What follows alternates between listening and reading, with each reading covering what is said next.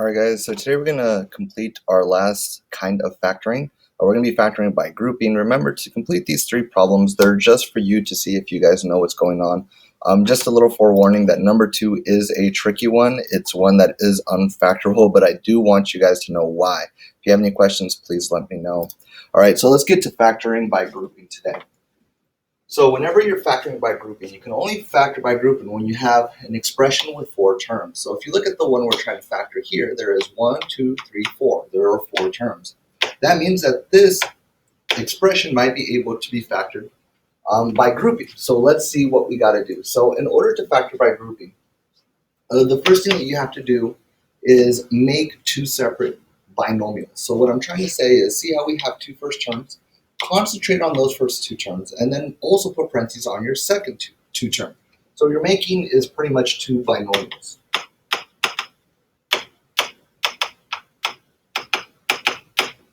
So again, all you're doing is you have 4 terms. You are splitting them into 2 binomials by going each one.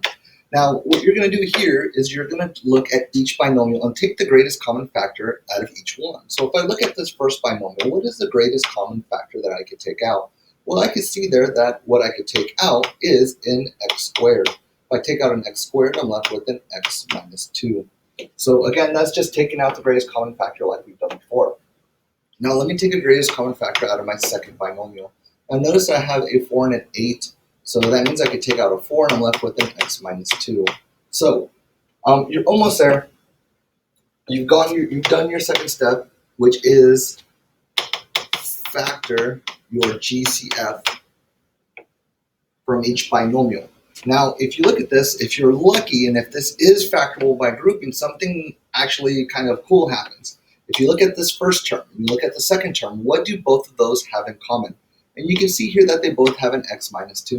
So what you're really going to do is, now that you've made it to 2 separate binomials, you factor the greatest common factor of each binomial. You're going to see if there's anything similar. And notice what is similar is an x minus 2. So I'm going to take an x minus 2. Now you have to leave it in parentheses because you're taking both of these x minus 2s.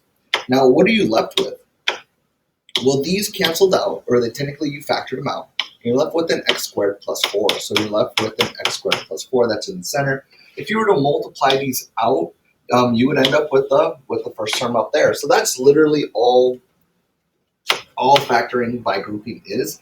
If you're pretty decent at taking the greatest common factor, you're going to be just fine. You just got to kind of see those patterns and see that more than likely you're going to end up with one of those. So let me finish my list of steps. First one is to make 2 binomials.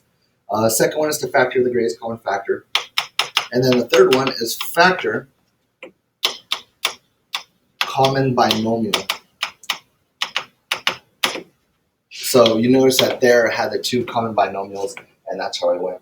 All right, so let's go on to number 1. So again, I have 4 terms. You can do a complex trinomial or a difference of squares, right? When you have 4 terms, you have to try to do it by grouping. The way you group is that you want to look at your first 2 terms and your 2 last terms, so pretty much make 2 binomials. You need to take out the greatest common factor of each. If I look at this first one, the first greatest common factor is an m, so you're left with an m minus n. If I look at the second one, I can see that I could factor out a positive 4, and I'm left with an m minus n. So again, most of these problems are going to work out because I've set them up to.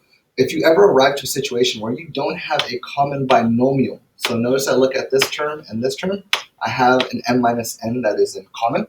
If they're not common, you cannot factor. You pretty much stop and you say it's unfactorable, but this one is because you have a common binomial of m minus n. And then you're left with just m plus 4. So some people like to cross them out, circle what's left over, because that's what's going to be your last binomial. So that's pretty much all factoring by grouping is. All I have is some further examples here just to kind of make sure that we got it down. So let's go ahead and do those.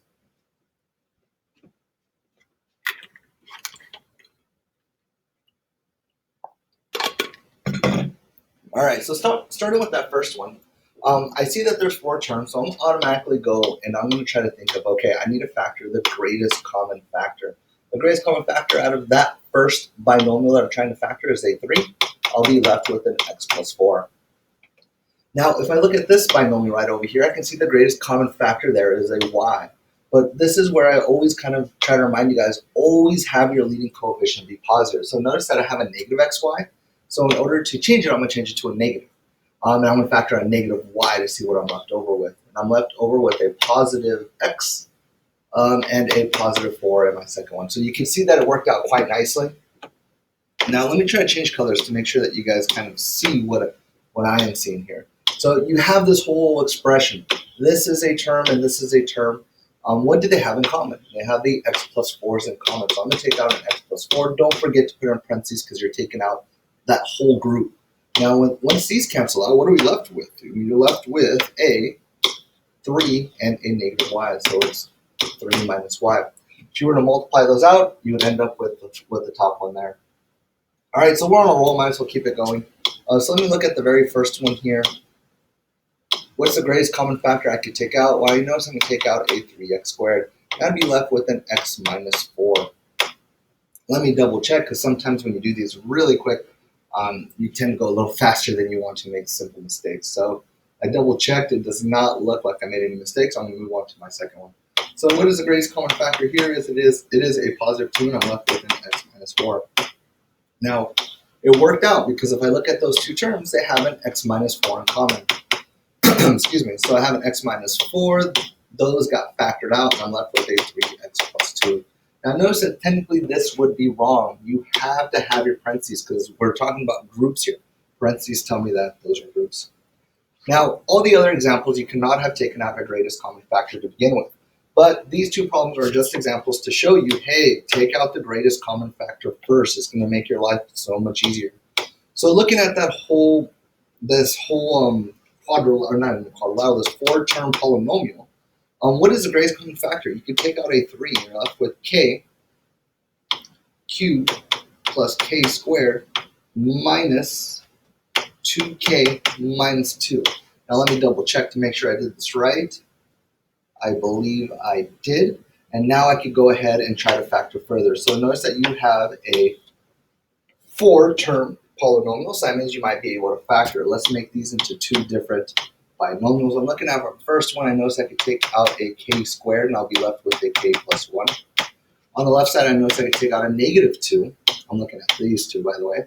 And you'll be left with a k plus 1 as well. So luckily for us, they worked out. We could take out our k plus 1s, and then notice that you'll be left with a k squared minus 2. Now, one thing that you do not want to forget is this little guy that you factored out at the beginning. Don't forget your 3, or that's a simple point off. That it's yeah, you don't want to do that. So I'm going to erase this real quick so that way we can do our last one and call it a day.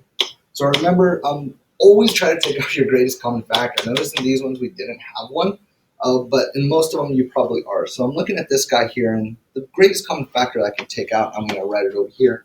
I believe it'd be a 2, because then you'd be left with a 5uv minus 5u plus 3b cubed minus 3b squared.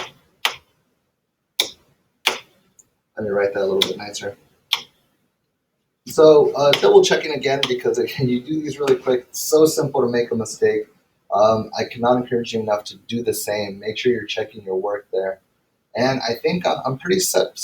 All right, so I'm going to try to factor this guy. I'm doing it in different colors so that way we can notice that a little bit better.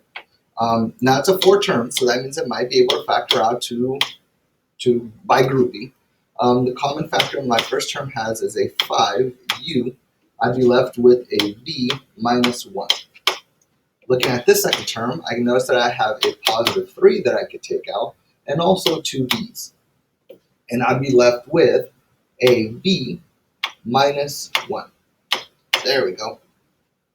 Double check, because remember, these always tend to allow simple mistakes, and I believe I got everything straightforward. Now, if you ever arrive to the same factor, you know you probably did it right, because again, these problems are always going to work out. You probably just have one where it doesn't. So what I'm doing is taking out those b minus 1s. If I take out the b minus 1s and put them out in front, I'm left with a 5u plus 3b squared. And then I can't factor anything further. Don't forget your 2 that you factored out at the beginning, and that's pretty much it. So you'll notice that after you do all these kind of factorings, that this one is kind of the easier one. So yeah,